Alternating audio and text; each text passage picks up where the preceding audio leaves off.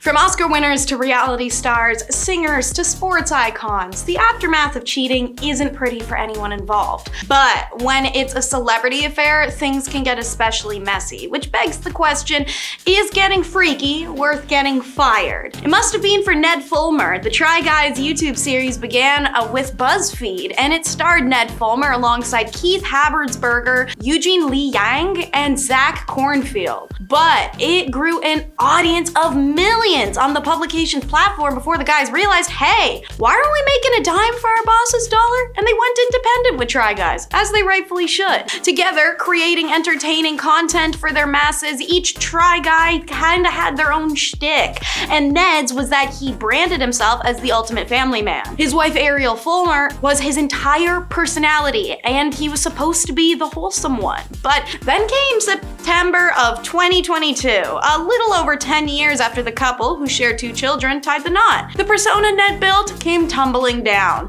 News broke via a Reddit chain that showed pictures of Ned cheating on his wife Ariel with Alexandria Herring, a producer at their company. The news and aftermath were an absolute whirlwind, and it resulted in Ned being kicked to the curb post a thorough internal review the same day the news broke. According to a video released by the 3 remaining members of the Try Guys the following month, a unanimous decision had been made to oust Ned, who wouldn't make any appearances on any more pre-recorded material going forward, but Ariel would. The story of a hidden love child forces one man to step down. Next up is Arnold Schwarzenegger. So, around May of 2011, there were rumors beginning to arise that Arnold had an affair with his longtime housekeeper, Mildred Patricia Baena, who's even fathered an illegitimate child with her, named Joseph, who bears a striking resemblance to the action star. These rumors ended up becoming so intense, Arnold is forced to step away from Governor of California role lest he face angry voters.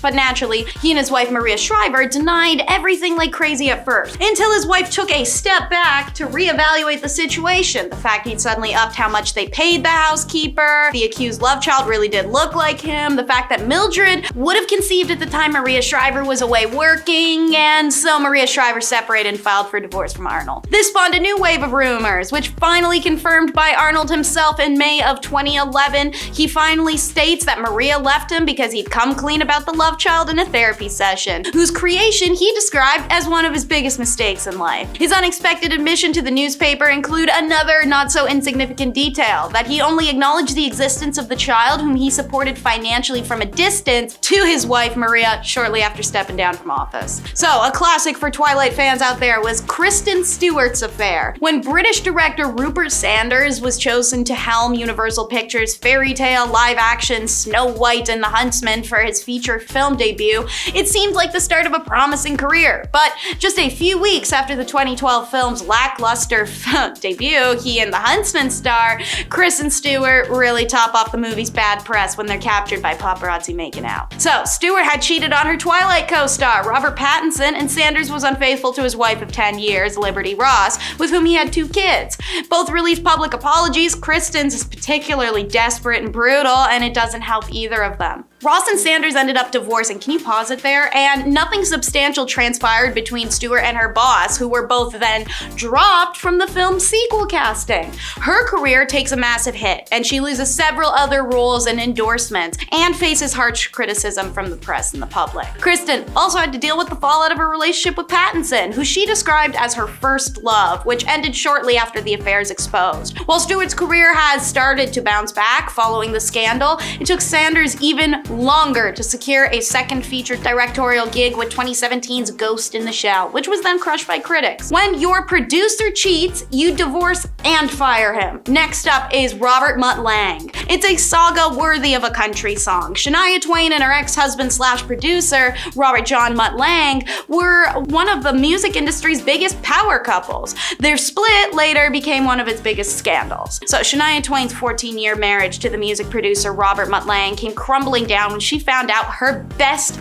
friend, Marie-Anne Thibault, and Lang had been having an affair since 2008. News she couldn't accept at first when Marie-Anne's husband, Frederick Thibault, told her. But by 2010, Shania is divorcing her husband and firing him as her producer. It was like I was kicked off my own bus while it was moving full speed, the Grammy winner told Red Book magazine in April 2011. But there's a very strange, happy ending here. Shania may have lost a best friend and a husband, but she gained a new love in her ex-best friend's now ex-husband. To quote her, "We slowly became very, very good friends," Twain told Ellen in 2011. "We had many months of just trying to make sense of everything, holding each other up. It was a very difficult time emotionally for both of us. I would say he was probably stronger than I was. He was a tremendous support. We were a support to each other and really found something beautiful in the end and unexpected." The couple then married in January of 2011.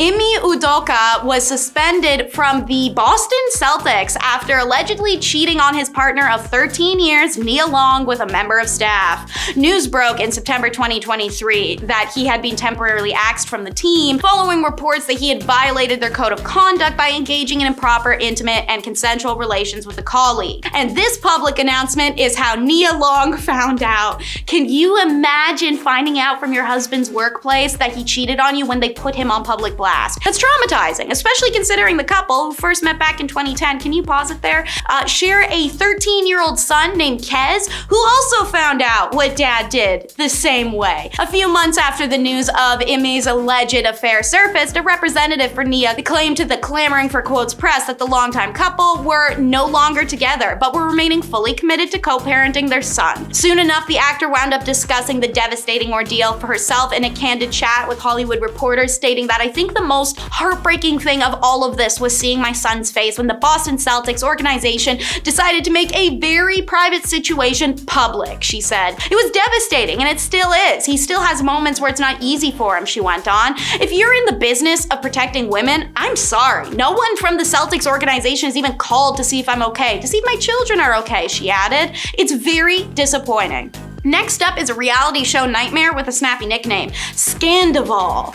Does someone quitting a show over a scandal count? I'm going to count it for this list. If you weren't a Vanderpump Rules fan, to fill you in, the controversy was over Tom Sandoval and Ariana Madix, the two longtime stars of the Bravo reality show. The two had been dating for 9 years when, without warning in March, it's revealed they'd broken up. Yeah, it turns out Sandoval had been cheating on his girl of 9 years with her best friend and co-star Raquel Leviss. And not only was the affair confirmed, but much of the aftermath played out in public on Vanderpump Rules reunion special. Madix now says she has no interaction with Sandoval or Leviss. Meanwhile, Leviss had a complete breakdown over the consequences of her own actions and quit the show before checking herself into a mental health facility. All the while, the man in the middle, Sandoval, is still holding on and making statements about how he fought so hard for Leviss and was fully in love with her, but she shooed him away when the scandal broke. Should have shoot his ass off a cliff. A famous cheater to get the can was Scott Disick. Kourtney Kardashian's on-again, off-again relationship with Scott is a thing of pop culture legend at this point.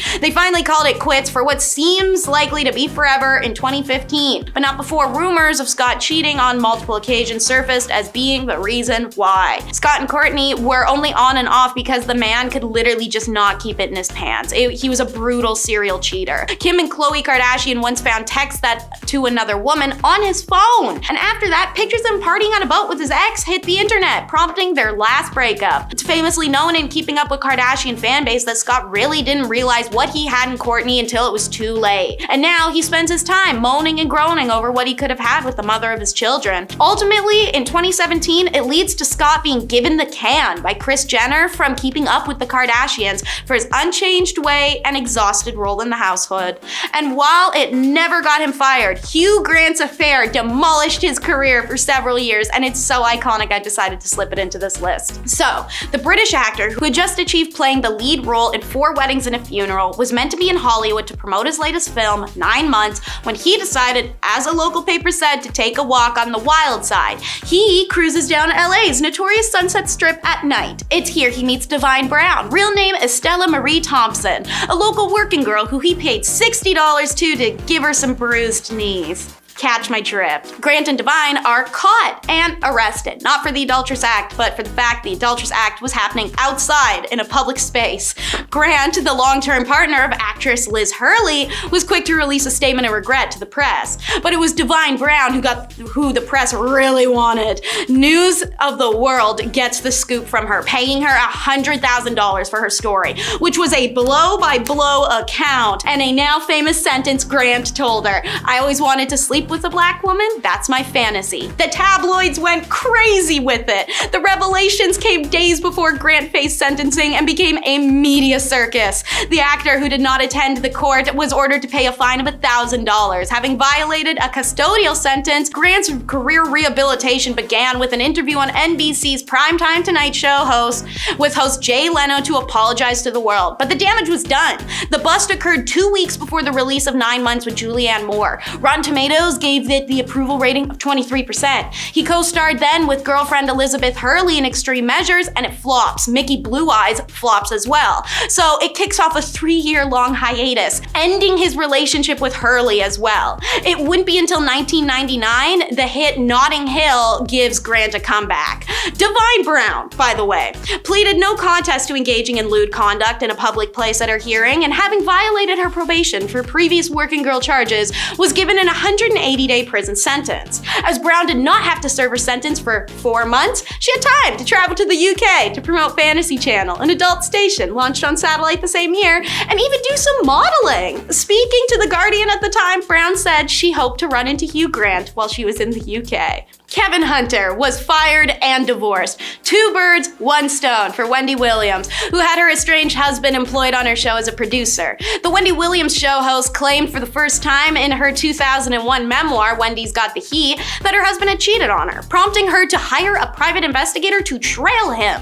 16 years later, Hunter was accused of cheating on Williams again after being spotted out and about in New Jersey with massage therapist Sharina Hudson. Reports then surfaced that the TV producer and Hudson had been romantically involved for more than a decade, which he and Williams then deny. But then in March 2019, Hudson gives birth to a baby amidst widespread speculation that Hunter's the father. A month later, the TV personality is filing for divorce from Hunter after more than 21 years of marriage. And then another week later, Hunter's fired from his job on her daytime talk show. To quote, Kevin Hunter is no longer an executive producer on Wendy Williams' show. Debmar Mercury wishes him well in his future endeavors.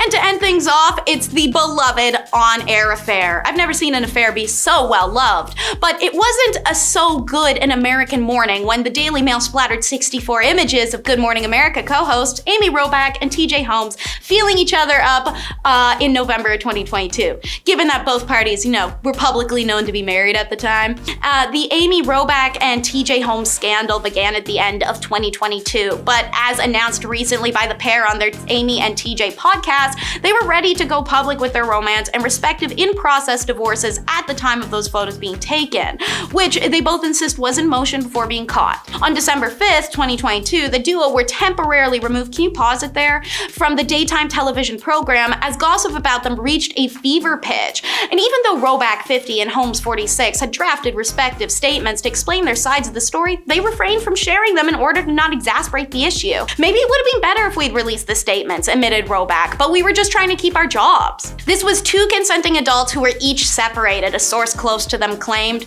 They were both broken up with their spouses in August within weeks of each other. But it didn't matter if they had broken up or not, because in early 2023, ABC President Kim Goodwin announced that the pair was leaving GMA.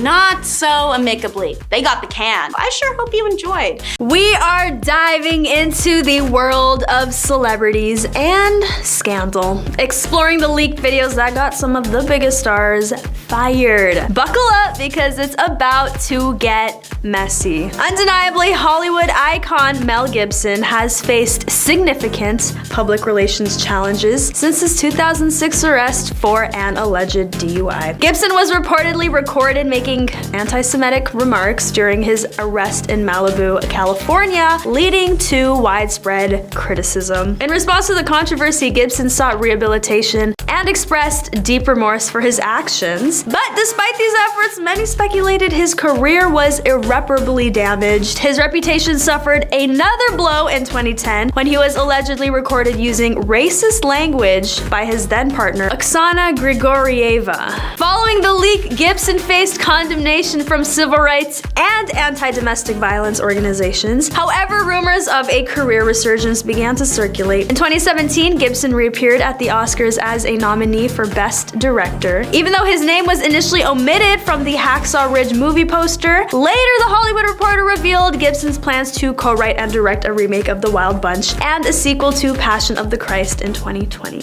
Despite these controversies surrounding Gibson, there is no denying his talent and success in the film industry. As an actor, director, and producer, he's played a significant role in some of cinema's most iconic films such as Braveheart, Lethal Weapon, and Mad Max. On to the next! In 2007, a notorious video emerged featuring former Baywatch actor David Hasselhoff indulging in a cheeseburger, seemingly under the influence. Hasselhoff admitted to being a recovering alcoholic in a statement and explained, as quoted by The Hollywood Reporter, that the video was recorded by his daughters as a wake-up call. Although the incident haunted Hasselhoff for years, he chose to see the lighter side of it. In a conversation with Inside Edition, he stated that his daughters found humor in the situation. In 2015, Hasselhoff decided to poke fun at the incident in his mockumentary show Hoff the Record. His subsequent works include the 2016 film Baywatch, along with The Rock, and online show named Being David Hasselhoff. Despite his successful career and popularity, David faced a major career setback when he was fired from the popular reality show America's Got Talent. Hasselhoff, who had been a judge on the show since its inception in 2006, was reportedly let go due to concerns about his erratic behavior, possibly fueled by his publicly acknowledged struggles with alcoholism. The news of his departure was initially met with surprise and disappointment by fans who had come to appreciate his unique humor and candid critiques on the show. Next up, in the midst of the 2016 US presidential race, a shocking audio recording came to light capturing a private conversation between then-candidate Donald Trump and TV host Billy Bush from the program Access Hollywood. On the recording, Trump controversially declared, "When you're a star,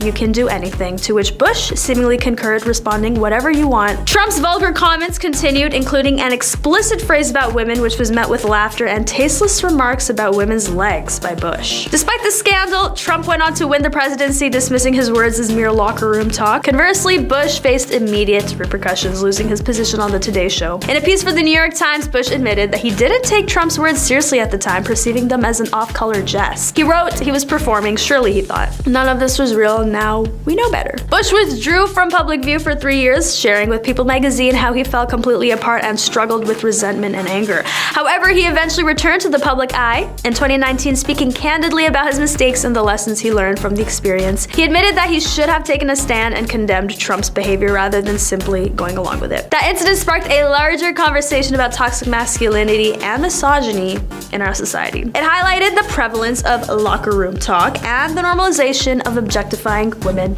It also shed light on the unequal treatment of men and women in similar situations. While Trump faced little consequence, Bush's career was severely impacted. Now we're diving into a major controversy that rocked the world of basketball. Remember Donald Sterling, the previous owner of LA Clippers? Well, in 2014, he made some comments that cost him a lot. A tape was leaked, allegedly recorded by V. Stiviano, his rumored girlfriend, where Sterling reportedly instructed her to refrain from posting pictures with people of color on Instagram. He was quoted saying, "You can sleep with black men, bring them in, do whatever you want. All I ask is you don't promote it and don't bring them to my games." I mean, as we can all, I'm sure, assume, this led to a wave of backlash, with his team members protesting by wearing their warm-up tees out inside out, effectively hiding the team's logo. The Clippers lost numerous sponsorships, and Sterling faced strong criticism from several notable figures in the African American community, including President Barack Obama. Obama remarked, "When ignorant folks want to advertise their ignorance, you don't really have to do anything, just let them talk." That's what happened here. He expressed his faith in NBA Commissioner Adam Silver that he would handle that situation.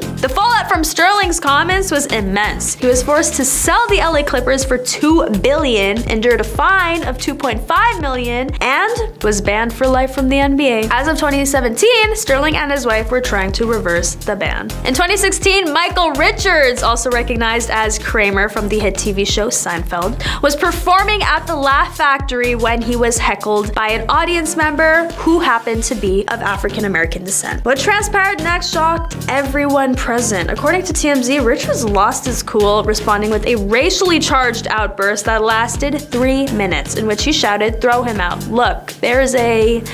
Richards later made a public apology on The Late Show with David Letterman, expressing remorse for his uncontrolled outburst on stage and assuring everyone he was not a racist. Sounds like something a racist would say. The incident had a significant impact on Richards, who has since then kept a low profile. Reflecting on the incident years later on Jerry Seinfeld's Comedians in Cars with Coffee, Richards expressed regret over his behavior, acknowledging that he should have stayed focused on entertaining the audience rather than lashing out in anger. He admitted, "I think I worked selfishly and not selflessly. It's not about me, it's about the audience. Now that's a lesson I learned 7 years ago when I blew it in the comedy club and lost my temper." In the years following the incident, Richards has largely stayed out of the public eye, as he should. Next up, Transformers star Shia LaBeouf is no stranger to encounters with the law, but one incident in particular came at an extraordinary cost. LaBeouf's 2017 arrest in Savannah, Georgia for disorderly conduct and public intoxication brought him significant attention when a video of him hurling abuses at a police officer went viral. This resulted in a court-ordered 10-week rehab stint. The following year, in an interview with Esquire, he revealed that a series of arrests, erratic public behavior, and personal issues related to PTSD had left him marginalized in Hollywood. He said, "I'm run out. No one's giving me a shot right now." Despite these setbacks, LaBeouf remained steadfast in his determination to revive his career. His co-star from The Peanut Butter Falcon, Zachary Goat-Sagan, was instrumental in this journey. LaBeouf recounts a conversation where Zachary, who has Down syndrome, told him, "You're already famous, this is my chance and you're ruining it." Reflecting on this, LaBeouf admitted, "To hear him say that he was disappointed in me probably changed the course of my life." He praised Goat-Sagan's honesty, saying, "Zach can't not shoot straight and bless him for it, cause in that moment I needed a straight shooter who I couldn't argue with." LaBeouf's performance in The Peanut Butter Falcon received critical acclaim, with critics labeling it as his comeback role. Next, the golfing legend Tiger Woods found himself in the spotlight back in 2009, and not for his golf prowess, but for a scandal involving his marital life. It was reported that Ellen Nordegren, Woods' wife at the time, chased him out of their home with a golf club upon discovering his infidelity. In a leaked voicemail that emerged shortly after, Woods could be heard pleading with the woman, as reported by the New York Post, to remove her name from her phone. This was seemingly an attempt to prevent Nordegren from contacting her. Following the scandal, Woods confessed to having extramarital affairs with roughly 120 women. The fallout was immense, leading to a divorce from Nordegren, a drastic decline in his golf performance, and the loss of significant endorsements, among them Nike. Woods later sought treatment for sex addiction. 10 years would pass before Woods would clinch another major championship, winning the Masters in 2019. Tiger Woods is widely recognized as one of the greatest golfers in history, with numerous major championship wins under his belt. However, his reputation took a hit with that infidelity news. The scandal rocked the sports world and brought attention to the issue of extramarital affairs among athletes. In 1998, a huge controversy swept the nation when Monica Lewinsky, former White House intern, found herself at the heart of a scandal. Her ex-friend Linda Tripp had secretly recorded their private calls and handed these tapes over to the FBI. These recordings suggested that Lewinsky had been involved in an affair with the then President Bill Clinton, sparking a media storm that left a lasting impact on Lewinsky's career, but obviously not Clinton's. Christian Bale, the renowned actor, found himself in a precarious situation during the filming of Terminator Salvation. A leaked recording captured him in a heated argument with the film's director of photography, who had unintentionally intruded on a scene. Bale, lost in a tirade of expletives,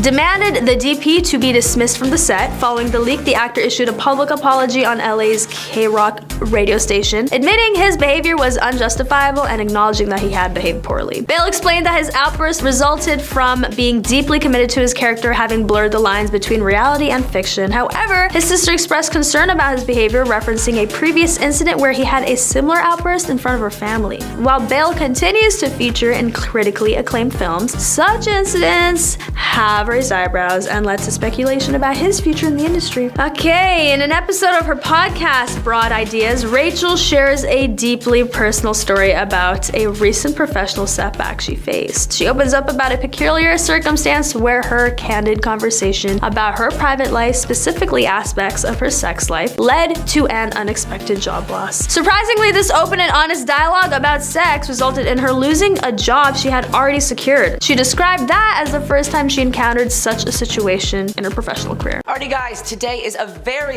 juicy video. We'll be going through the top 10 celebrities who got fired from their own show. All of them will shock you, especially number 1. Let's get into it. First, we have the late Chadwick Boseman. Chadwick landed one of his first acting roles in the soap opera All My Children. Chadwick enjoyed his first week of filming but thought his character was written stereotypically black, and so he mustered up the courage to say something, expressing his opinion on the writing to some of his higher-ups. Well, the conversation didn't go well as he expected, and Chadwick was let go from the show after only 1 week. Yikes. Fired for standing up for what he believed in. That has gotta hurt. But the story ends on a semi-humorous note as Chadwick was replaced with his future co-star Michael B. Jordan, who went on to play Chadwick's character for over 3 years. Chadwick went on to have an extraordinary career, notably as the titular role in the Black Panther series, which landed him a spot on the Times 100 Most Influential People list for 2018. Sadly, Chadwick passed away 2 years later from colon cancer, but we will always remember his talent and his willingness to speak up for what he believed in. Next on the list of celebs who got fired is Charlie Sheen. A lot of us know this story as it graced the tabloids of every major news source for over 1 year. Charlie was starring in the hit CBS show 2.5 Men, where he was making nearly $2 million in episode. Charlie seemed on top of the world until he wasn't. In March 2011, Sheen was fired from the show after he began making a string of negative comments about series creator Chuck Lorre in multiple online and network television interviews. At the time, Sheen was reportedly struggling with addiction and faced serious allegations from multiple women. One incident occurred on Christmas morning in 2009, where Charlie reportedly put his hands around his wife's throat and threatened to kill her. He spent the rest of the day in jail. Merry Christmas, Charlie. Our next celebrity is Julianne Moore. We know Julianne from movies like May December, Dear Evan Hansen, Crazy Stupid Love, and of course, The Hunger Games. But not all of Julianne's movie contracts have ended in a happy ending. Julianne was cast to star in the award-winning drama Can You Ever Forgive Me? But creative differences between her and the director resulted in her getting fired. Apparently, Julianne felt the character should have a prosthetic nose and wear a fat suit, but the director strongly disagreed. The role ended up going to Melissa McCarthy, who was nominated for an Oscar for the portrayal of the character. I watched the movie last year, guys, and honestly, I cannot see the role being played by anybody else other than Miss McCarthy. The award nominations were very well deserved. Alrighty guys, next we have Lori Loughlin. This is one of the wildest stories you will hear today, I can guarantee it, and it involves rowing and lying. Lori Loughlin, known as Aunt Becky on the hit 90s sitcom Full House, was enjoying a thriving acting career, bringing her iconic character back to life for the new Netflix reboot Fuller House until disaster struck and she got caught buying her daughter's way into the University of Southern California as a rowing athlete. Her daughter, Olivia Jade, is a famous influencer and model, far from a rowing athlete. Lori reportedly paid $500,000 to a college admissions officer and spent 2 months behind bars for the ordeal. Since the scandal, her daughter Olivia Jade is constantly flooded with comments on her TikTok like, "How's the rowing going, Olivia? Sore after a long day of practice?" Lori was eventually fired from her role on Fuller House, as well as her contract with Hallmark. Sorry, Lori Loughlin fans. I guess you won't be getting a Christmas blessing too anytime soon. Our next celebrity on the celebs who got fired list is a longtime co-star of Lori Loughlin's Miss Candace Cameron. Just a quick warning, guys, this story involves quite a bit of homophobia. Candace was known for Full House, as well as her starring role in Fuller House, and also her starring roles in Hallmark movies, until her homophobic and proud comments came to the forefront. But let's back up a moment to her drama with a Fuller House co-star. This co-star played a queer character on the show for 4 episodes and shared some behind-the-scenes tea on TikTok. She said, "I remember I got sat down by the writers in the studio to basically warn me how this person allegedly was trying to get the character removed and not have a queer character on the show," adding that she was also warned and prepared that the Fuller House star's fan base might also target her. Yikes. Now, some even more tea. Candace was starring in multiple Hallmark Christmas movies until she suddenly got fired from the company. And nobody knew why until in 2022 she began a new Christmas movie company where she states keeps traditional marriage at the forefront, aka only straight couples. My guess is that Candace did not like the direction Hallmark was going in, adding gay couples to some of their movies, and she voiced her opinion and got let go. Now, let's chat about Miss Anne Hathaway. Did you know Anne was originally set to star in Judd Apatow's Knocked Up? But there was one scene they just could not agree on. Apparently Anne really wanted Judd to cut that huge childbirthing scene, or at least make it a little less graphic, but he wasn't willing to budge, and unfortunately it cost Anne the role. Katherine Heigl went on to star in the highly successful comedy, and Anne moved on with her career. Anne commented on the subject saying, "My issue with it was that having not experienced motherhood myself, I didn't know how I was gonna feel on the other side about giving birth. And by the way, I could pop a kid out and think, oh well, I really should have done that movie." Well, Anne had nothing to worry about as her career was about to take off even more. Anne won an Oscar 6 years later in 2013 for her role in 2012's Les Mis, a movie remake of the Broadway musical. For the role, Anne reportedly dropped 25 pounds by eating only oatmeal paste each day. In addition to her deprived food intake, she stated she also deprived herself emotionally for the role. To properly descend into the darkness required for the role, Hathaway says she sent her husband, Adam Schulman, back to the US so that she could get into the character's mental space alone while filming in London, England. She needed to go further into that negative place to play the character, and she states, "I love him so much that I was like, you're making me happy, you're keeping me up, and I'm clawing to the sides of my life, and I need to fall into a pit, and you need to go, honey." She apparently also became increasingly temperamental. There was one day when, I kid you not, I picked a fight with him because he wouldn't watch a sunset with me, Hathaway said, adding that I was dealing with a lot of darkness and I was starving, so it wasn't that much fun to be around. Our next celebrity is Christian Bale. We all know Christian from his early breakout hit American Psycho, playing the sociopathic serial Patrick Bateman. But did you know that Christian was reportedly fired from the role and replaced with Leonardo DiCaprio, as they wanted a bigger name to attach to the film? DiCaprio quit soon before filming and Christian was back.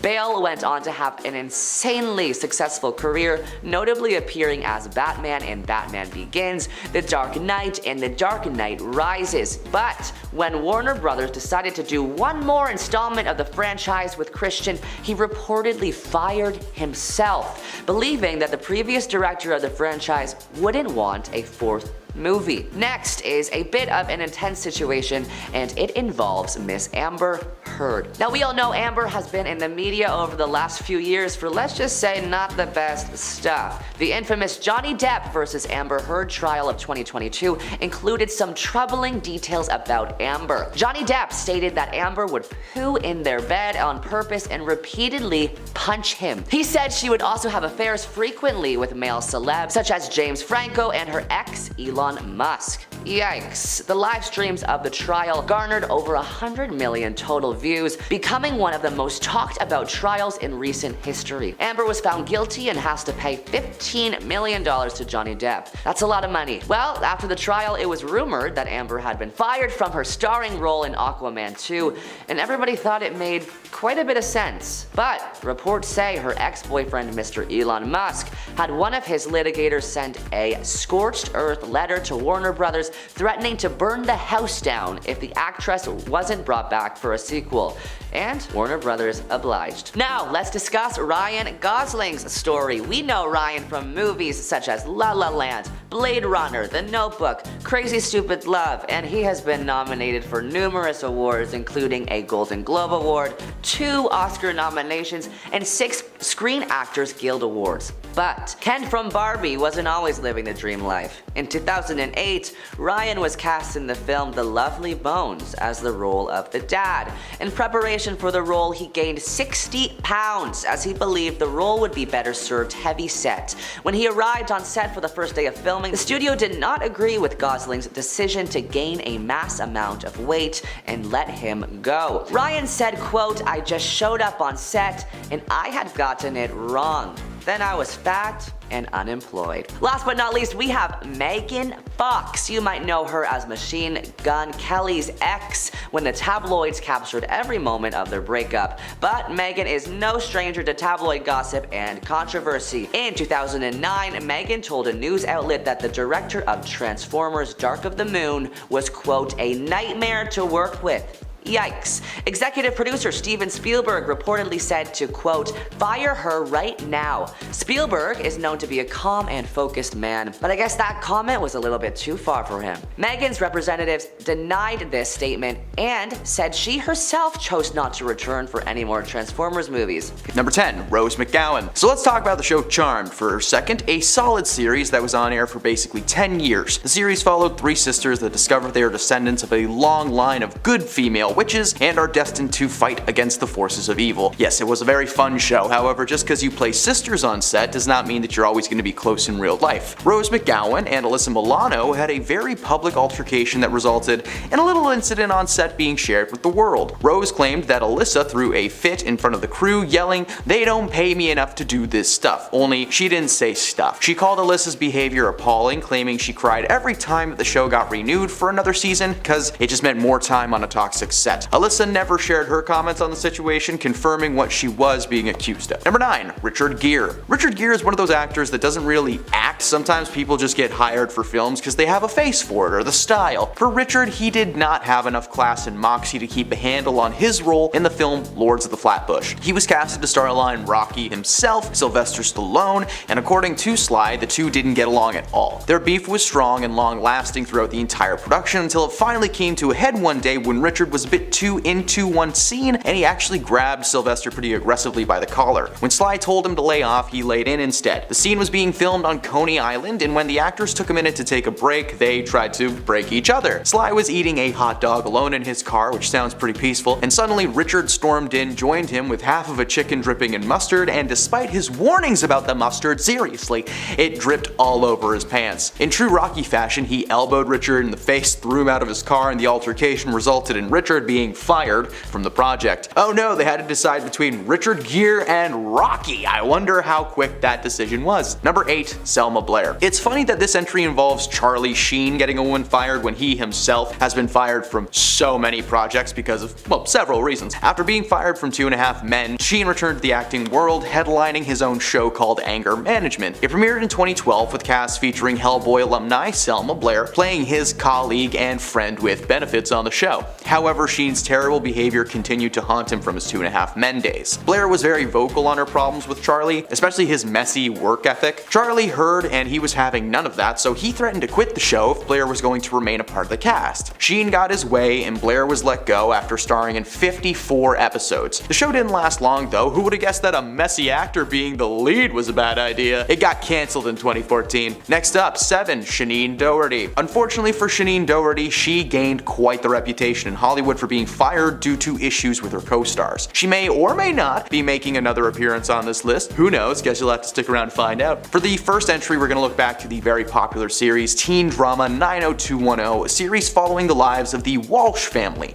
as they moved from Minneapolis to Beverly Hills. Doherty played the character Brenda Walsh, with her character eventually befriending several students at Beverly Hills High, including Donna Martin, played by Tori Spelling. The series was a hit after its initial season, however, with increased popularity came massive massive egos. Doherty and Spelling started clashing on set constantly, adding additional drama to the production team that really just didn't need to be there. Considering Tori's father, Aaron Spelling, was the producer on the show, it's pretty simple to piece together what happened. Doherty claimed that she was officially let go for having a haircut that messed up the continuity of the show, but a wig could have fixed that, so better believe Tori Spelling told her papa to boot her from the series. Number 6, Edward Norton. As we all know, Edward Norton didn't last long as the Incredible Hulk in the MCU, only being in one movie in 2008. By the way, I've read some of the comments, and no, Edward Norton was not the first person to play the Hulk on screen. The honor goes to Lou Ferrigno and Bill Bixby from the original series, and don't you dare get me started on Eric Bana, looking like he's farting every time he turns into the Hulk. The 2008 film was a success, but not a massive box office goat. The studio were at odds and they wanted to keep using the Hulk and incorporate him into the Avengers, but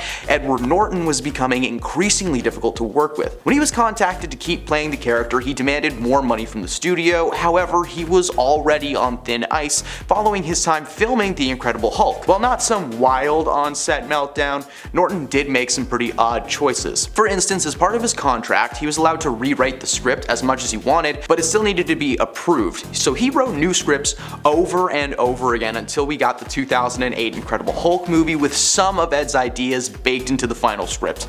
Kevin Feige claims that the choice to part ways with Ed was not based on money, but instead on Marvel just wishing to hire an actor that embodies the creative and collaboration side of their talented members. Essentially, he was like, Mark Ruffalo's nicer than you and he doesn't write his scripts, so bye-bye. This ended up being a great decision on both parts though, because Mark Ruffalo is fantastic as Bruce Banner and the Hulk, and Edward went on to make several high-quality films, including a few collaborations with Wes Anderson. Moonrise Kingdom would not have been the same without Edward Norton as Scoutmaster Ward. Number 5, Anne Hathaway. So a fun fact that I was unaware of until today, Anne Hathaway was almost a secondary lead in one of the most universally loved Seth Rogen movies of all time. Knocked Up from 2007 follows Seth Rogen and Katherine Heigl as they prepare for the arrival of an unplanned baby after a one-night stand. The cast was packed with stellar comedians like Paul Rudd, Jonah Hill, Leslie Mann, so many more, and the cast almost featured an up-and-coming actor at the time, Anne Hathaway. Anne is famous these days for roles in movies like Princess Diary, Interstellar, and Ocean's 8. These days, she's considered to be at the top of the A-list. In 2013, she even took home her first Oscar for Best Supporting Actress. Now, before this though, she actually agreed to be in Knocked Up because she thought the script was great and that Seth Rogen,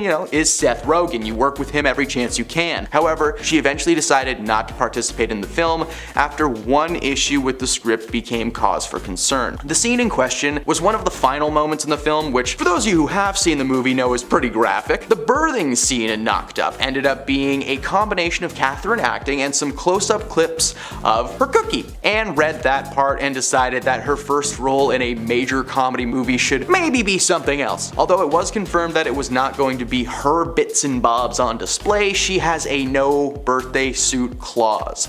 It worked out for everyone though, because Katherine did a great job despite hating the set apparently, and Anne Hathaway is one of the biggest movie stars to date, so good for her. Number 4, Dennis Hopper. Dennis Hopper is one of the groundbreaking actors and directors from the 1960s and 70s New Hollywood, eventually finding his niche in the early 90s, playing villains in movies like Speed, Waterworld, and the live-action Mario Brothers movie, where he plays Bowser. Yes, that exists. No, it's not good. So it came as no surprise when he was casted to play Kristoff, the all-powerful TV producer controlling Truman Burbank's life in the movie The Truman Show. The cast was incredible and included Hollywood heavyweight Jim Carrey as the titular Truman. Anyone with a brain cell would have been excited to be a part of this film, still considered to be one of his best dramatic performances. However, 2 days into filming his scenes for Kristoff, which were only expected to take about 10 days to film, Hopper was unceremoniously let go from the set. Apparently, Dennis had a contract in place with producer Scott Rudin that he would be fired should his work be unsatisfactory. He must have been pretty bad in the role, as the director Peter Weir has been described as extremely reluctant to ever remove an actor from a movie. Reports later surfaced that Hopper was basically half asleep while playing the character,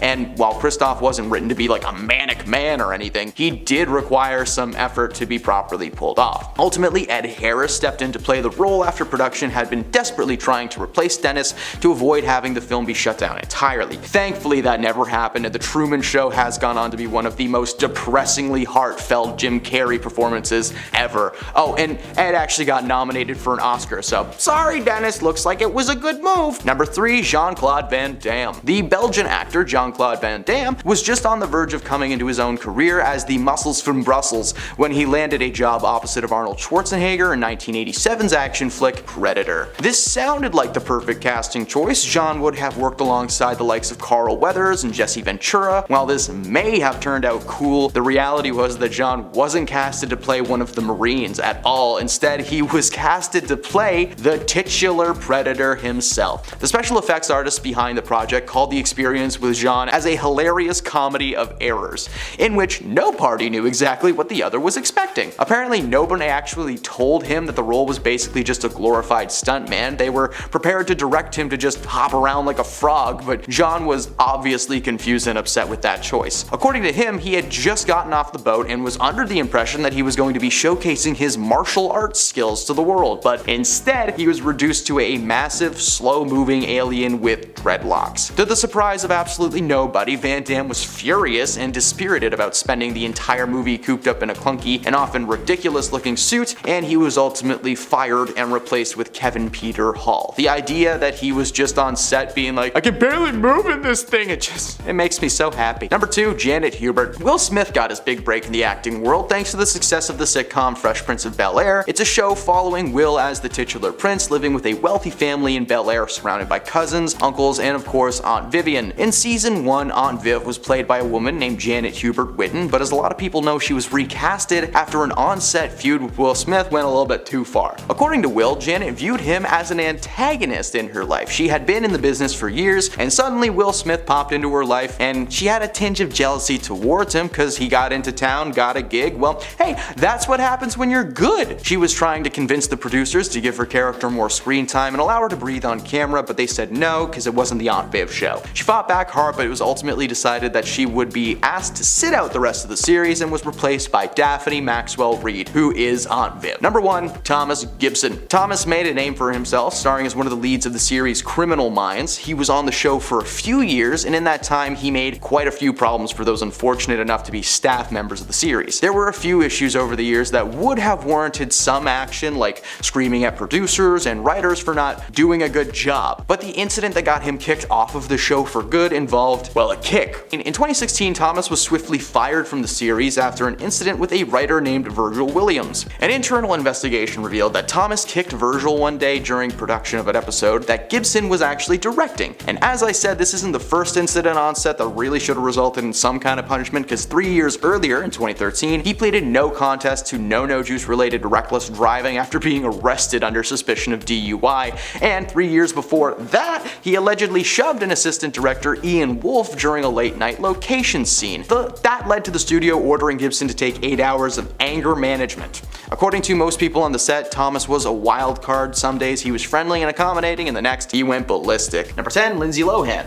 In the early 2000s, Lindsay Lohan faced a ton of public scandals, but one that's not talked about often enough actually took place behind the scenes of a little show called Ugly Betty. Lohan was a guest star on the show in the 3rd season playing Kimmy Keegan. Kimmy was supposed to stick around for 6 total episodes, but that number was shrunken down to just 4. The reason being was her co-star and, the lead of the show, America Ferrera, just didn't get along with Lindsay on set. According to America and several of the Ugly Betty crew members, Lindsay would just show up with an entourage of people, usually under the influence of herbs and spices, and the production crew had to repaint her dressing room when she left because it was just so messed up. One crew member alleged that she would cut images of her own face out of magazines and tabloid articles as if she were making a collage of some kind. America claims that one scene took over 30 takes to get right because they just kept flubbing their lines. Lindsay's team of buddies have been adamant that America had too much power and was the sole reason that she was asked to leave the show. Unfortunately, if you do bad things, enough people know about it, karma comes around. Number 9, Julianne Moore. Creative differences, the phrase that has been behind some of the most tragic Hollywood stories in films that could have been, and in this case, roles. For an industry centered around creativity, the movie industry can be awfully risk-averse, especially when it comes to the decision of casting a lead. Now, it's not uncommon for actors to suddenly be thrust out of productions in lieu of a new face, or in some cases, the original choice that you were replacing. writing. A good example of doing it yourself, though, is Julianne Moore. The actor from films like the 2013 reboot of Carrie and the action flick Kingsman Golden Circle was set to play the leading lady in the critically acclaimed dramedy Can You Ever Forgive Me? And she was casted as the character Lee Israel, a writer who falls out of step with current culture and decides to embellish her writing, basically inventing the concept of fake news. Julianne began filming her scenes, but was asked to leave the production only 1 month into filming. According to the director Nicole Holofner, portrayal of her character just wasn't what she had in mind while writing. Julianne played the role with too much of herself influencing the overall appeal. When directed to try to play the role another way, Julianne continued to give a similar performance, and she was ultimately replaced by Melissa McCarthy, better known for her more comedic roles in movies like The Heat and Bridesmaids, but her turn as Lee is considered to be one of her greatest acting achievements of all time, even landing her a nomination for Best Actress at the 2019 Oscar ceremony. Julianne didn't take the news all that well, but did eventually move on and has made a couple of solid flicks since, so it all worked out in the end for everybody. Number 8. Henry Winkler. Henry Winkler is best known for his role as the Fonz on Happy Days, and he was set to direct Tom Hanks in the much-loved buddy cop movie Turner and Hooch. Unfortunately, these two had a pretty rough history together before that. The Fonz had actually fought with Hanks in character on the set of Happy Days for an episode a few years before, and it would appear that Tom wishes that he could fight Henry for real. As rumor has it, the two of them just didn't get along at all, so much so that a few days into filming Turner and Hooch, with Henry behind the wheel, Tom ordered Winkler to be removed from the set and replaced as director. That's the kind of power Tom Hanks wields. He can just walk on set and be like, no. Not only did Tom complain that Henry's behavior as director was annoying, he complained that Henry was just overall bad at his job. It would take double the average time to reset a shot on set, he had minimal control over his actors, and he was apparently very frustrated with having a dog on the set. Like, did he even read the script before he took the job? That dog is a national treasure. What makes this firing even more tragic is the fact that when Winkler was delivered the news, one of the film's producers ripped Henry's contract up in front of his face. Over the years, when asked about the incident, Henry denies that he's ever had any kind of personal or professional issues with Tom Hanks. Tom's never given us any reason to think that he would lie about something like that. What would he have to gain? I defeated the Fonz. Hey, so did ABC when they canceled his show. Number 7, Jean-Claude Van Damme. The Belgian actor Jean-Claude Van Damme was just on the verge of coming into his own career as the Muscles from Brussels when he landed a job opposite of Arnold Schwarzenegger in 1987's action flick Predator. Now, this sounded like the perfect casting choice, right? Jean would have worked alongside the likes of Carl Weathers and Jesse Ventura, and while that may have turned out cool, the reality was that Jean wasn't casted to play a role as one of the Marines at all. Instead, he was casted to play the titular Predator himself. The special effects artist behind the project called the experience with Jean as a hilarious comedy of errors, in which nobody knew exactly what the other was expecting. Apparently, nobody had informed Jean that the role was basically just a glorified stuntman. They were prepared to direct him to just hop around like a frog, but John was obviously confused and upset with this choice. According to John, he had just gotten off the boat, and he was under the impression that he was going to be showcasing his martial arts skills to the world, but was instead reduced to a massive, slow-moving alien with dreadlocks. To the surprise of absolutely nobody, Van Damme was furious and dispirited about spending this entire movie coked up in a clunky and often ridiculous-looking suit, and was ultimately fired and replaced with Kevin Peter Hall. The idea that he was just on set like, I can barely move in this thing, just brings me so much joy. Number 6, Shia LaBeouf. In 2013, Alec Baldwin was attached to star in a Broadway production of the show Orphans alongside Transformers alumni Shia LaBeouf. Now, from day one of rehearsal, Shia and Baldwin were at each other's throats. Shia's problem was that Alec was not off script. This was something that he considered to be very unprofessional. Shia has since claimed that he was so nervous about the show that he made sure to memorize his lines before he even set foot on the stage. His methods were not reciprocated by Alec, who simply showed up with a coffee in one hand and a script in the other one, planning to rehearse in the moment. Shia was furious and apparently yelled at Alec to learn his lines right now. He was the lead. That's the deal. After a couple of weeks and one particularly rough day where Shia blew up at him in front of a ton of cast and crew, Alec took 5 and had a meeting with the producers. He said that if Shia wasn't let go, that he was gonna quit. Well, producers caved and Shia was let go. In the tabloid, they claimed creative differences, but Shia later shared his side, clearly upset with being dropped as if he meant nothing to the show. Number 5, Dennis Hopper. Dennis Hopper is one of the groundbreaking actors and directors of the 1960s and 70s New Hollywood, now eventually finding his niche in the early 90s, playing villains in films like Speed, Waterworld, and the live-action Mario movie where he plays Bowser. Yes, that exists. No, it's not good. So it came as no surprise when he was casted to play Christoph, the all-powerful TV producer controlling Truman Burbank's life in the film The Truman Show. The cast was stacked and it included Hollywood heavyweight Jim Carrey as the titular Truman. Anyone with a brain cell would have been excited to be a part of this movie, still considered to be one of Jim's best dramatic performances. However, 2 days into filming his scenes for Christoph, which were only supposed to take 10 days to film, Hopper was unceremoniously let go from the set. Apparently, Dennis had a contract in place with producer Scott Rudin that he would be fired should his work be unsatisfactory. He must have been pretty bad in the role, as the director Peter Weir has been described as extremely reluctant to ever remove an actor from a movie. Reports later surfaced that Hopper was basically half asleep while playing the character, and while Christoph wasn't written to be, a manic madman, he did require just a little bit of effort to be properly portrayed. Ultimately, Ed Harris stepped in to play the role after production had been desperately trying to replace Dennis to avoid having this film be shut down entirely. Thankfully, that never happened, and The Truman Show has gone on to be one of the most depressingly heartfelt films Jim Carrey has ever made. Oh, and Ed actually got nominated for an Oscar, so sorry Dennis, looks like they made a good move. Number 4, Eric Stoltz. Alright, here, let's talk about a little bit of the 1985 comedy sci-fi Back to the Future. I loved this movie growing up. The story followed Marty McFly, a high school student who's accidentally sent back to 1955 in a DeLorean invented by his close friend and scientist Dr. Emmett Brown, played by Christopher Lloyd, and no, we're not going to talk about that friendship even though it's a little strange. And they're forced to get his future parents together before he disappears from existence. Now, whoever pitched this movie must have been lacking some sleep. The film went on to spawn 2 sequels, creating what's considered to be one of the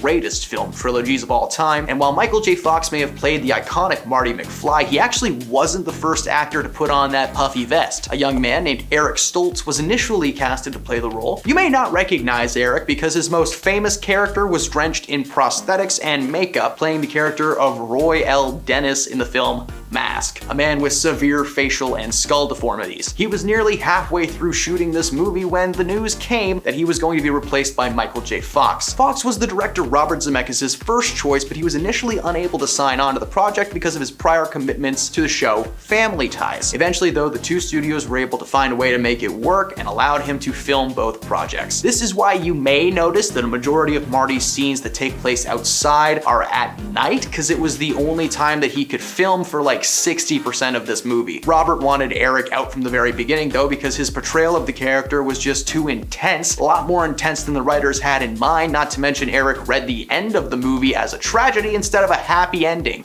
Spoiler alert for a movie that's like 40 years old. At the end of the first film, Marty returns to 1985 after successfully getting his parents together, but instead of being poor and depressed, the family is thriving and successful, and somehow Eric took that as Marty being an outsider in a world he didn't know. But just like, look at the truck he has parked in his garage, like nothing tragic about that. His intensity combined with his depressing performance of the finale got him kicked off of the film only minutes after Fox was available. Number 3, Alyssa Milano. Alright, let's talk about the show Charmed, a solid series that was on the air for 10 years. The series followed 3 sisters that discover they're descendants of a line of good female witches and are destined to fight against the forces of evil. Yeah, it was a fun show. However, just because you play sisters on set doesn't mean that you're gonna be close in real life. Rose McGowan and Alyssa Milano had a very public altercation that resulted in a little incident on set being shared with the world. Rose claimed that Alyssa threw a fit in front of the crew, yelling that they didn't pay her enough to do the thing she was doing, only she didn't say thing she was doing. She said a bad word. She called Alyssa Alyssa's behavior appalling, claiming that she cried every time the show got renewed for another season because it meant more time on a toxic set. Alyssa never shared her own comments on the situation and was eventually let go from the show, confirming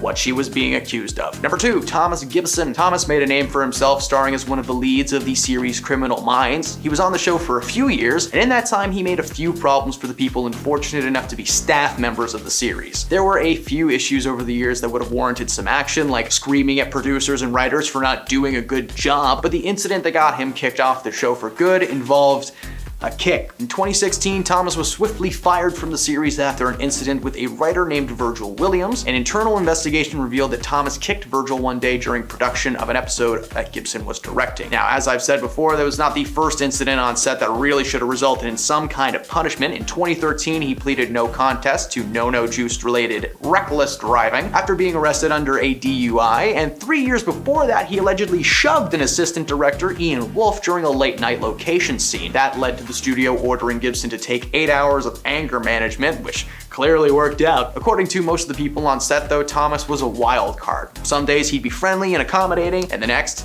nuts. And at number 1, Richard Gere. Richard Gere is one of those actors that doesn't really act. You know, sometimes people just get hired for films because they have a face for it or a style. For Richard Gere, he did not have enough class and moxie to keep a handle on his role in the film The Lords of the Flatbush. Now, he was cast to star alongside Rocky Balboa, Sylvester Stallone, and according to Sly, these two just didn't get along. Their beef was strong and long-lasting throughout production until it finally came to a head when one day Richard was just a little bit too into one scene and grabbed Sylvester aggressively by his collar. When Sly told him to lay off, he laid in instead. Now, the scene was being filmed on Coney Island, and when the actors took a minute to take a break, they tried to break each other. Sly was eating a hot dog alone in his car. Sounds peaceful, right? Well, then suddenly Richard came in and joined him with half of a chicken dripping in mustard. Despite Sly's warning about the mustard, it dripped all over his pants, and in true Rocky fashion, he elbowed Richard in the face and threw him out of his car. The altercation resulted in Richard being fired from the project. Oh no! We have to decide between Richard Gere and Sylvester Stallone. Pretend Chadwick Boseman. The late, great Chadwick Boseman was not just an incredible performer, but an incredible man. In his early years of acting, no matter what his status was, he was always vocal about the things that he did not agree with or understand. During a commencement speech to the graduating class of 2018 at his alma mater, Howard University, he spoke about a time when he was fired from a show for questioning the producers about the stereotypical depiction of his character. At first, he was excited as he was promised a 6-figure contract, more money than he'd ever seen in his life. However, the moment he saw the role that he was playing, he was conflicted. The role was wrapped up in assumptions about people of color. He said that the character was just a young man with a violent streak pulled into the allure of gangs and with zero glimpse of positivity or talent in the character. After filming a handful of episodes, Chadwick brought his concerns to the attention of the producers, who told him that they were very pleased with his performance, a performance that he was actually fired from the next day. Apparently, the things that he was asking caught the producers off guard. The conversation over the character actually came up when he was called into the production office, and they were very happy with what he'd been doing on the show, and it was clear they wanted him around for a long time. But when they asked him if he needed anything to be more comfortable, it was his opening. He asked them if they could just discuss his character a bit for plot purposes, asking them only 2 questions. Where is my father? And if my mother is not equipped to be a good parent, why did myself and my brother need to go to foster care? While the producers did have answers, when Chadwick asked if they felt that he was a stereotypical character at all, the producers stared for a moment before suggesting that he speak to the writers if he had any suggestions. The goal was to give his character a new lease on life, but the next day, he was fired for speaking his mind, something he's never regretted once, and that never stopped him from pursuing his dreams. Number 9, Sylvester Stallone. Considering the success of the Beverly Hills Cop franchise, it's difficult to imagine anyone else in the leading role of Alex Foley other than Eddie Murphy. But it turns out that at the time, the role was initially offered to one of the biggest stars of the 1980s, Sylvester Stallone. What's funny still is that at the time he was not just a skilled actor, but earning an Oscar nomination for Best Original Screenplay for Rocky. But it seems that Rocky and the studio didn't really agree on many things, and eventually Stallone was exited from the project. One of the first major changes in Sly's version of the script was the violence. He wanted it to be ramped up to 100 and make it a real action movie. But the film was presented to him as a comedy. Even though he agreed to do it, he wanted to make some changes before the cameras rolled. He was exclusively told not to change anything about the film, but he insisted and rewrote the project as a 50-50 action comedy movie. When he presented the changes to the producers, they were not pleased with his script. In fact, quite the opposite. It was quickly decided that Sylvester would be let go as the lead and Eddie Murphy would be brought in to fill in the blanks. It was not in vain, as he took that mangled script, incorporated elements of the novel Fair Game by Paula Gosling, and eventually it became the 1986 film Cobra. Although it wasn't loved by critics, it did go on to make around $160 million globally, which pretty good at the time. Number 8, Edward Norton. 3-time Academy Award nominee Edward Norton has been the leading man in many memorable movies. Primal Fear, American History X, and of course the most famous one, but as we all know, But of course, one of his most famous and mainstream roles was in the 2008 MCU flick, The Incredible Hulk. Although the movie was not a massive success at first, the audience was shocked when Edward Norton was replaced by Mark Ruffalo in the first Avengers film. The president of Marvel Studios, Kevin Feige, said that the decision was not monetary, but it was actually due to the company wishing to hire an actor who embodied the creativity and collaboration that the other Marvel stars had so far shown on their projects. After Kevin made these statements, however, Norton was amicable but adamant about splitting ways with Marvel and mentioned that his roles in Birdman and Moonrise Kingdom would oppose the loud and extravagant role that he had in the MCU. Many believe that his calm response may be because he was paid handsomely before he was let go as a little bit of hush money.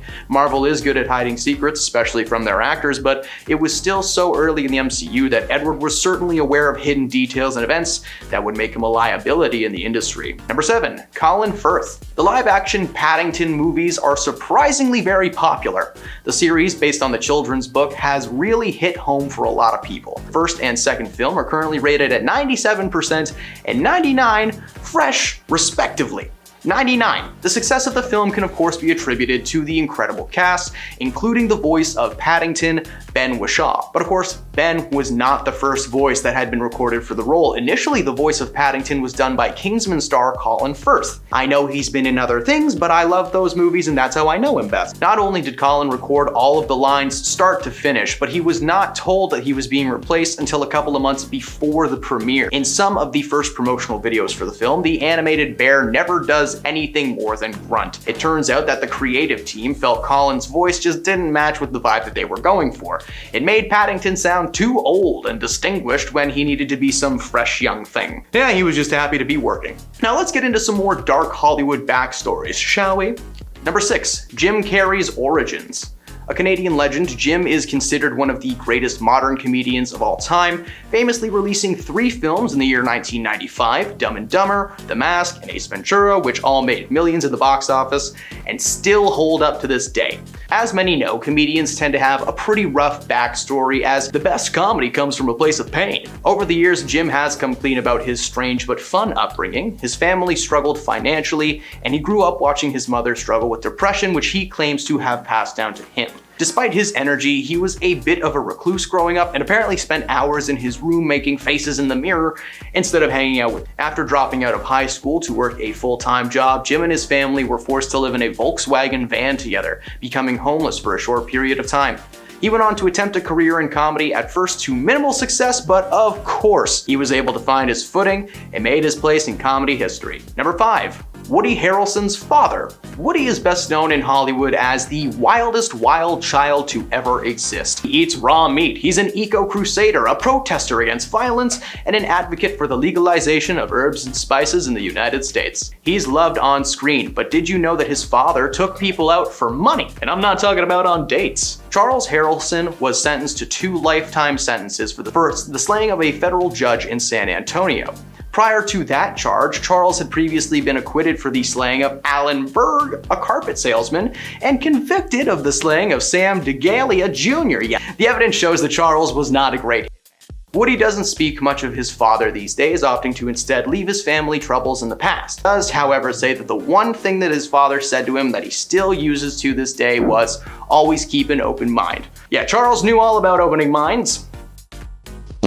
You can't put that in the video, that's just for the editor. I just did. Number 4, Mark Wahlberg should be in jail. Marky Mark and the Funky Bunch hit the rap scene in 1991. Despite sounding like the title of a cheesy kids show, the crew had a small following and garnered a lot of success, enough for leading man Mark Wahlberg to be spotted and picked up by Hollywood to star in The Corruptor, a 1999 action flick that sees Mark playing the leading man. Action by the numbers, kinda get it? He's had a successful acting career that has recently been declining in quality, but he's still acting and looks jacked at the age of 50-something. So please don't hurt me, Mark Wahlberg. Infinite was just hard to watch. Growing up in Boston, he was the youngest of 9 children and was relentlessly bullied by his fellow siblings. His parents divorced when he was very young, and he became addicted to no-no snow by the age of 13. He dropped out of high school and was eventually arrested when he was 18 for attempting to slay 2 Vietnamese men. Apparently, he was just walking home late one night under the influence of a hallucinogen narcotic that I won't get into, when he spotted the men. Close friends at the time confirmed that Mark had a racial biased upbringing, which caused him to be instantly aggressive towards anyone who, wasn't white. He attempted to swing a large log at them, which made contact and knocked one of them unconscious, and he was eventually released after serving only 45 days of his 2-year prison sentence, and he vowed to change his life. So far, he's kept that promise. I can personally confirm that he's very polite and patient because he actually watched a movie at a theater I used to work at. He travels with a crew of 5 people at all times. It's a little intimidating. Number 3, Tim Allen's hobbies. Tim Allen is the voice of Buzz Lightyear and the star of ABC's sitcom Home Improvement, which premiered in 1991. Now, while he may have played a family man on TV, many fans may not know that Tim was a smuggler of no-no snow in the early 1970s. According to Tim, he got mixed up with some bad people back in the day while he was selling certain substances on the street for a couple of bucks. In 1978, Tim was arrested in the Kalamazoo Battle Creek International Airport, that's an awesome name, and was caught with more than 650 grams, 1.4 pounds of no-no snow. Unfortunately for Tim, state legislators had just passed a law that tied a life sentence to any conviction of selling 650 or more. Like, as he was being arrested, there was a guy in his car like, okay, and if you have 650 grams, okay, yeah, you're a goner, Tim. However, that sentence was never served, as it was revealed that Tim was set up by an undercover police officer who had been following him for months. Due to this, and Tim's cooperation in providing the names of fellow dealers to the authorities, led to him receiving a lighter conviction that allowed him to be sentenced in a federal court instead of a state one, being able to ignore that new policy altogether. His information led to 20 arrests and the sentencing of a major dealer. That needs to be a movie. Number 2, they have backups. There have been many rumors over the years that Hollywood likes to clone their best and brightest on the off chance that they will need them again following an untimely demise. According to the internet, Paul Rudd actually got to star alongside his clone in the show Living With Yourself, not some CGI thing. Now, Paul has, of course, claimed the performance was achieved with CGI and filming one character one day and another the next, but come on, Paul Rudd's also 54 and looks, well, like that.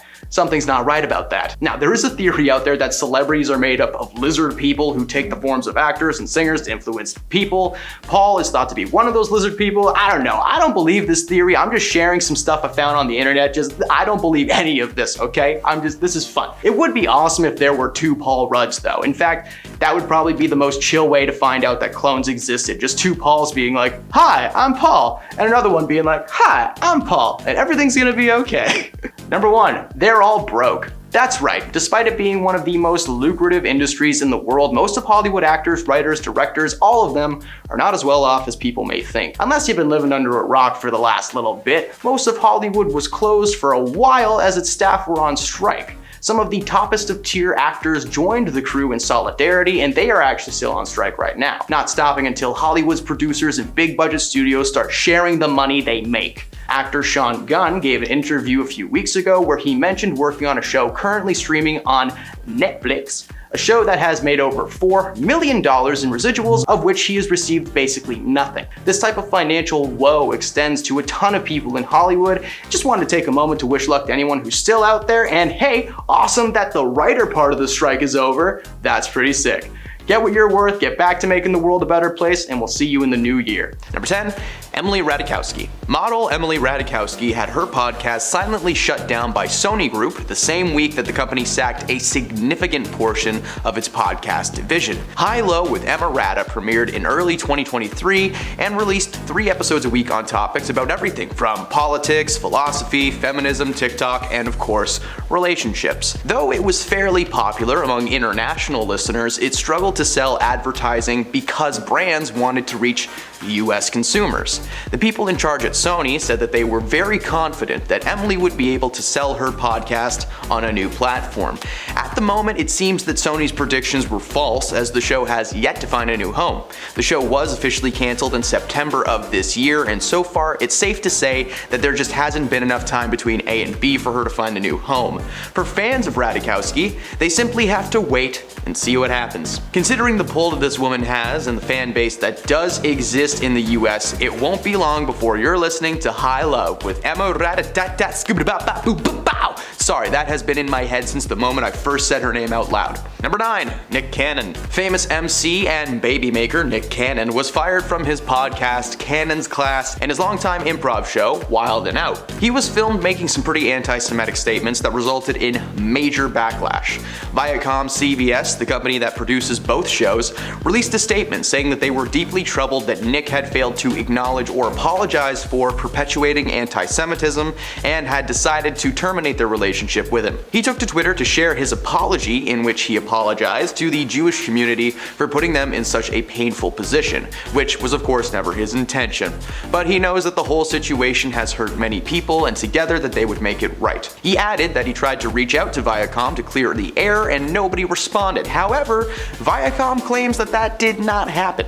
On top of his apology, he demanded full ownership of Wild 'N Out, a brand that he helped create. He called Viacom deceptive and claimed that they had been mistreating and robbing himself and the acting community for years, underpaying talent on their biggest brands like hip hop, BET, and of course Wild 'N Out. Cannon's comments were actually very anti-Semitic. Like, I had every intention of quoting some of them for you guys, but I honestly just can't find one that needs to be repeated. He said some truly demeaning things about the Jewish community, and him being fired from a podcast should be the least of his concerns. Number 8, Meghan Markle. Only a few months after announcing their exit from the royal family, Meghan announced that herself and Harry had signed a multi-year deal with Spotify to produce a podcast. They claimed that the show was designed to help build a community through shared experiences, narratives, and values. Their announcement did not include how much the couple were getting paid though, which ended up being, a modest $20 million, just your average everyday paycheck. However, from the moment that this thing kicked off the ground, Spotify had grown reportedly frustrated with the couple's content and their lack of productivity. According to executives at Spotify, the couple were taking way too long to actually build a team to produce episodes. There wasn't even a real structure to how things were going to be recorded. 6 months later, they produced one 33-minute holiday special. 6 months for 33 minutes of chit-chat. Many people started to question what was going on behind the scenes, because in that 33 minutes, there were guests like Elton John, Deepak Chopra, Stacey Abrams, and so many other people popping by. Why not just sit down with all those people for an hour each, like other people do? Joe Rogan does it. Nothing came after this episode for almost an entire year, but eventually they hired an audio lead. Several people denied her requests to join the podcast. As I have mentioned in previous videos about Meghan specifically, Taylor Swift actually denied a request to be on the show, which was a basically handwritten letter to her front door. Despite releasing regular episodes, the team posted on social media claiming that all the credit for their show should go to the underpaid and undervalued producers. Spotify eventually decided to cancel the show for a few reasons, but mainly because they spent a year of their deal not doing anything. Despite the success that the show eventually received, Meghan was canned for good. So fun fact, a lot of people have not been fired from podcasts. So for the rest of this list, we're going to be talking about people who were on their own talk shows and were unceremoniously let go. And to start it off, number 7, Sarah Silverman. Sarah is a very popular stand-up comedian. For a little while, she was out on the picket lines of the SAG strike, but now that's over, so awesome. But for a few years, she was sitting cozy on the set of her very own talk show called I Love You America. The show was aimed to give Sarah an outlet to poke fun at current political and emotional landscapes of the country. She would also from time to time bring on some celebrity guests to discuss their pasts and share stories. There was a lot going on for Sarah, whether it was connecting with firemen in Texas over making accidents in their pants, to going on a blind date with a conservative lobbyist in DC. She was never holding back. The show was pretty well received among Sarah's fans, but the executives over at Hulu just didn't appreciate the content of the show, and apparently big budget studios don't like it when you get political. Oh, weirdos. The show only lasted one season spanning 21 episodes, and it was nominated for an Emmy for Outstanding Variety Sketch in 2018 before its untimely demise. So at least she went away with a nomination. Number 6, Lilly Singh. Lilly got her start on YouTube in 2010, but quickly became a very successful woman both in film and on TV. being casted in projects like Bad Moms, Ice Age, and Dr. Cabby. In 2019, Lilly was offered the chance to host her own late-night talk show, A Little Late with Lilly Singh. The show was meant to be a follow-up to the popular show Last Call with Carson Daly, with Chrissy Teigen being offered the job at first. She turned down NBC, who then offered the job to Lilly. The moment that the show premiered, things started going downhill fast. Now, while fans of Lilly were tuning in and loving it, anyone else on the planet was annoyed, confused, and a little bit angry.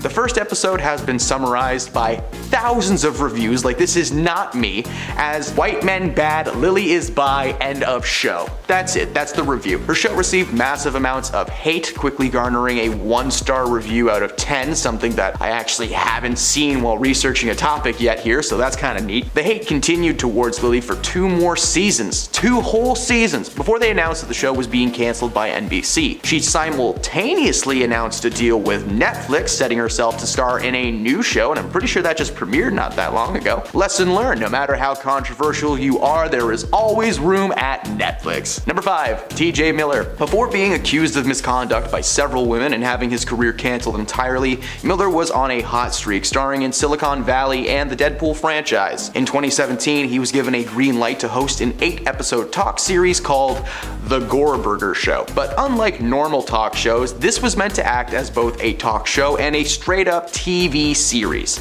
Miller voiced a massive blue furry puppet thing named Gore Burger. The alien takes a Japanese talk show hostage, and he learns what it means to be a true human from various celebrity guests, including Tig Notaro, Larry King, Rob Corddry, and Reggie Watts. The show was created after the success of the short sketch series of the same name on the Funny or Die YouTube channel, which is also responsible for the Weird Al Yankovic movie.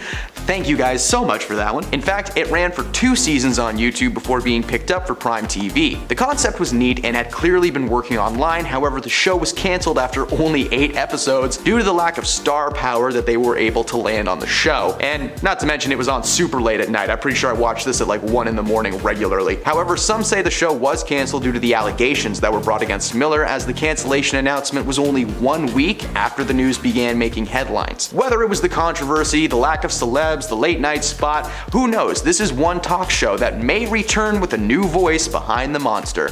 I'd kind of like to see that. Number 4, George Lopez. George Lopez was one of the most bankable men around, and he kind of still is. His comedic talents and eccentric personality make him instantly entertaining, so much so that he was given his own sitcom in the 90s, but we're here to talk about his talk show, Lopez Tonight. The show first aired in November 2009 on TBS. They actually didn't feature all that many celebrity guests and mainly relied on audience interactions and George being a wild, energetic man. He did have some guests appear, with Kobe Bryant and Ellen DeGeneres being the most notable. Fortunately though, around the end of 2010, there was a massive feud between The Tonight Show and Conan O'Brien that caused him to quit the series and sign on with TBS to create his own show, which meant that Lopez would be pushed from a primetime 11 p.m. slot to like midnight, which is a lot less exciting.